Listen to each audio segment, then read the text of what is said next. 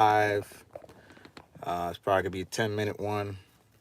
Make sure you like, comment, subscribe if you haven't already.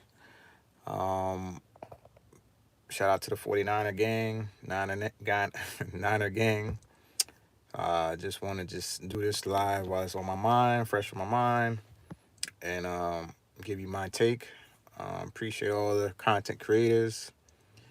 I watch you guys all the time. Keep up the good work. I'm not on that level, but like I've said in other videos, I am a longtime 49er fan. I consume a lot of this stuff. I've watched football for a long time, going 20 plus years. I know not as long as some of the content creators, but I'm not that old to be have watching football longer. So they're a little older than me, but um, I still watch the game. Still study it for the most part. And I want to just give my take on what I know they say offensive line, and I know the Philadelphia Eagles just won the Super Bowl large in part due to offensive line, but it wasn't just the offensive line, it's the defensive line. So with that being said, the topic of this particular live, I'm going to talk about the 49ers philosophy on offensive line, which most fans know that they don't really value it as much as I think most fans want them to. And I'm gonna say I kind of agree with Kyle Shanahan's approach to the offensive line. Here's why. I'm gonna say why. And I know some people might disagree, and you're welcome to disagree or give your take in the comment section. Drop your comments if you're watching. Drop your comments where you feel I'm wrong or disagree or whatever or agree. But yeah, the goal of Kyle Shanahan, in my opinion, is to score points. He's an offensive minded guru, right?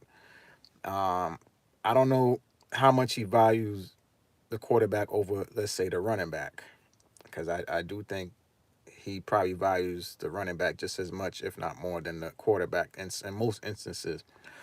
Although that's debatable. I'm welcome to hear pushback with that. But anyway, I know he on defense he values the D line versus probably corners. Although we're seeing now he's maybe adjusting to modern NFL logics and being more particular about having solid corners. But we'll see. Right as of the live right now, the team is retooling. We the team is just being just broken up. So we'll see where they try to emphasize. Although right now too, I think our corners are pretty good versus our D line is not good at all right now. Besides Nick Bosa, that's the only guy on there that's like worth a damn. The rest of them is no offense, they're scrubs or rotational guys as of right now. I mean, maybe they could show that they're better with development, but the guys that I seen that even re-sign are nothing special. So I'm not really impressed by that. So um, anyway, going back to the title, I tend to agree with how they draft or emphasize the offensive line. Although they have valued the offensive line. Hello, they have valued the offensive line more than people give credit for because they drafted McGlinchey, they traded for Trent, they drafted McKivitz, they drafted Moore. McKivitz they paid, and he's okay as a right tackle. Okay, he could be terrible. He's okay as a right tackle. They uh, develop more and then let him go, which that shows how good he is or how good they developed him, which is great. Which is great. And they drafted Banks second round. I didn't really care for that pick, but it's going to benefit the Packers long term because they re-signed him. And I actually thought he was kind of iffy, but 1 year he had a really good. 1 year was good. The rest was like, eh. I wasn't really like impressed by his. I can't understand that language. I wasn't really impressed by his performance, to be honest, given where he was drafted, Banks. But the Packers paid him a lot of money. So make sure you like, comment, subscribe if you're jumping in. The Packers paid him a lot of money. So they like him. I love it. Good for him. I think we could do better. I always felt we could do better, but we were invested in him in a second round pick, and Kyle wasn't going to just make himself look like a bad. But anyway, we actually drafted a lot. We drafted Pooney last year. We drafted who I don't know why we cut him, but that shows how much we don't value that position guard. Kingston, I thought he was good. He looked good and he looked excellent in preseason. I don't know why we cut him. That was strange to me. I think they was trying to sneak him on the practice squad, and the league was like, nope, we saw what he did in preseason, and we want to keep him. The Panthers took him, so and I think he's still on that team as I know right now. So still good find. They to me they could find guys in the later rounds that they could utilize. Now will they be Trent Williams level? That's what people have to lower the expectation. No, they're not gonna be no Trent. Everybody can't be Trent Williams or the top center, the top guard, the top right. Although I think Pooney's gonna be the top guard in football next year because he's already on that way to being one of the top guards. So he's already going to price himself off this team once he becomes a free agent. We got Spencer Burford. So we've been taking guys. We haven't really addressed the tackle on the center position. We got Zakel. So we drafted a lot of guards and I don't know about a lot of tackle, but we drafted very very small tackle, but a lot of guards, and I think that's how they see things. They'll draft a tackle, make them into a guard. They maybe experiment with a tackle at right tackle, maybe throwing a left tackle. I think McKivitz, technically his position is left tackle. I wouldn't be surprised if that's what they do. Resign McKivitz, and when Trent Williams leave, they'll stick him at left tackle, and then they'll put somebody else at right tackle. They maybe draft Membu at 11 and put him at right. Hello, everybody. They maybe draft Membu and stick him at right tackle and throw McKivitz to left tackle. I don't know. I don't know what the plan is 100% at 11.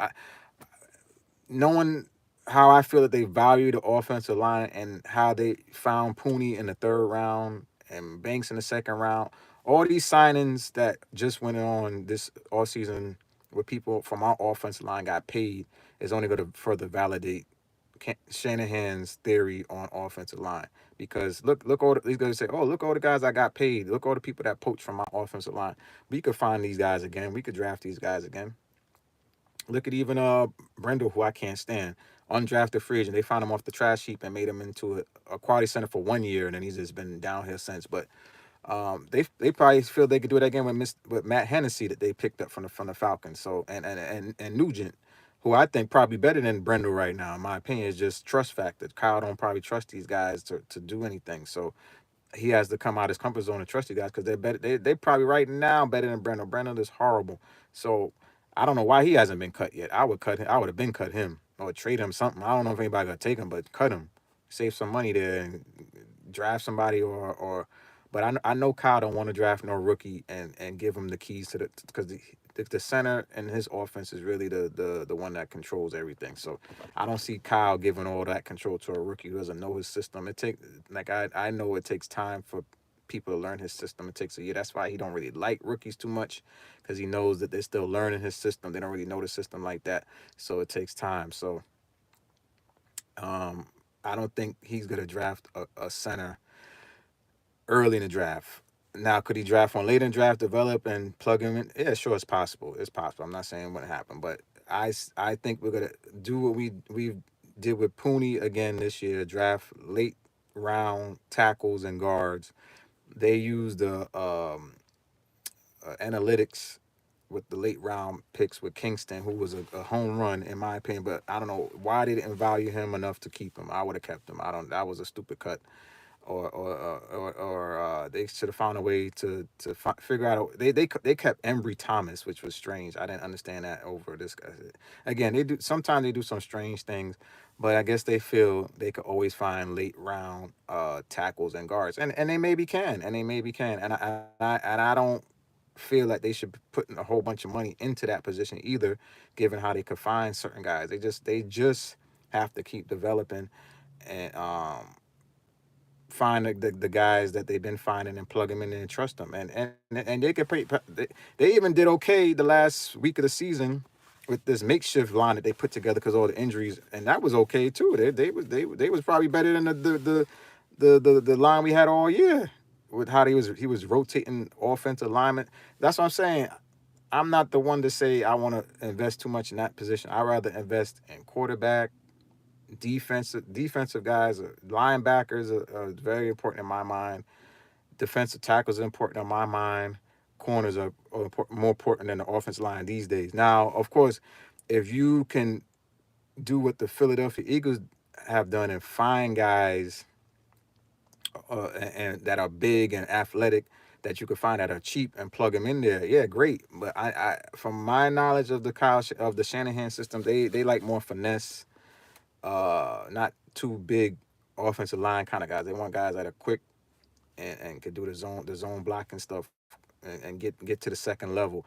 They don't want to do the power run kind of thing like Harbour try to do. He want more beefier, stronger guys out. Like a brick wall. Kyle want more finesse, kind of tackles and guards that are just speed and get out there. That's why I know they like Membu, but I don't know if they would take Membu at 11 because he's pretty much a right tackle, and they have McKivitz there.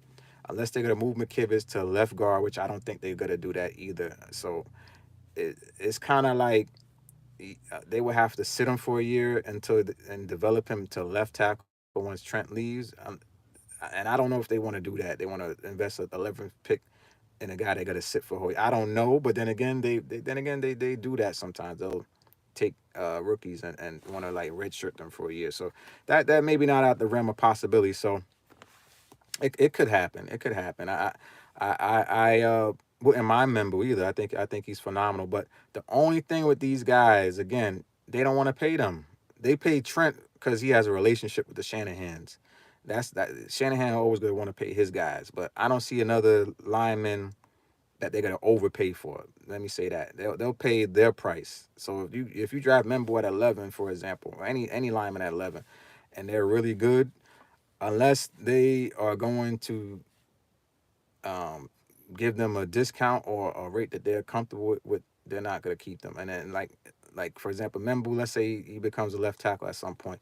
If he's like one of the best left tackles, I mean, they either going to trade him or they're going to pay again. They're going to have him at a rate that they're comfortable paying and start the process. But that's why I don't know if they. I think they want to have long term players at these positions than short term guys at tackle. I mean, and guard and stuff. They I mean, I think they would prefer that. But if people outperform their expectations and they price themselves out, it is what it is. They're gonna let them look at what they do with Aaron Banks. They didn't resign him, So because I wouldn't resign him either. He wasn't worth it. And I'll take the fourth round draft pick, although we invested a second. But either way, still, I I expect to see the line to be a little change, but not much change from it from this year. Trent, I think the guy we re-signed, Burton, I believe is his name.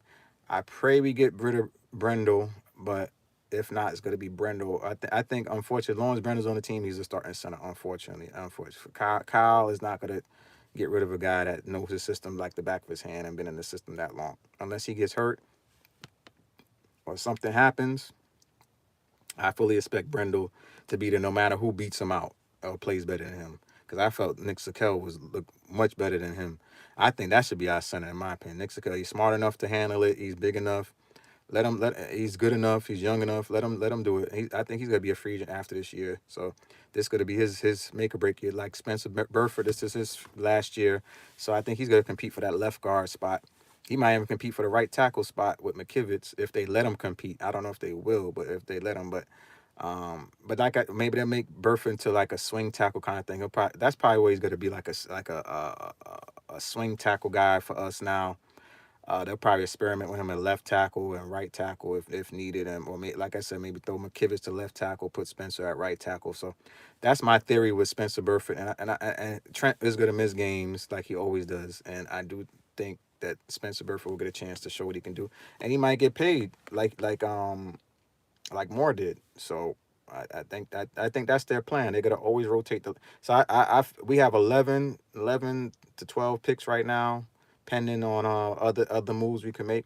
I fully expect us to have three, even if we don't even draft, three offensive linemen coming in, competing. for even just a backup role, and then maybe become a long term role. And we already have some guys that we kept that were pretty okay, that we're gonna still experiment with. So again, that's where they're gonna cut costs and put the money into receiver, running back, and all the other defensive spots, which is fine. I think we could get by if the coaches that we have. I think we get by with um, finding these linemen how we find them, and putting them into plugging them into the system. Me personally, that's we just got to make sure center is secure. I think that's the missing ingredient. I think our offense line have been better when we had a competent center. When we had a great or good center in the on offensive line, the rest of them were pretty solid. I think that's where we are suffering the most. So if we could shore up that center position, it don't matter who else we have kind of on that line. I know Trent is going to do his thing when he's out there, and I know the rest of them are going to be, decent enough.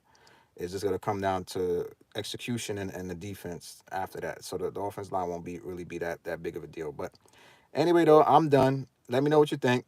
This your boy DJ 2K Nitro. I'm out of here. I'll see y'all later. Peace.